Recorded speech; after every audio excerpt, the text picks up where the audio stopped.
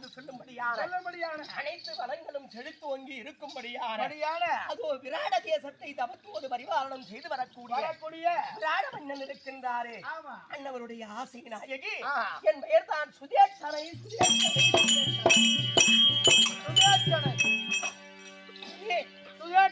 அப்படி சுதேட்சனையாக நான் எப்படி பிறந்தேன் என்றால் அதோ கேகேய நாட்டை தவத்தோடு பரிபாலனம் செய்து வரக்கூடிய கேகேய மன்னருக்கும் ராஜகன்னிகை அம்மனுக்கும் நான் ஒரே ஒரு பெண்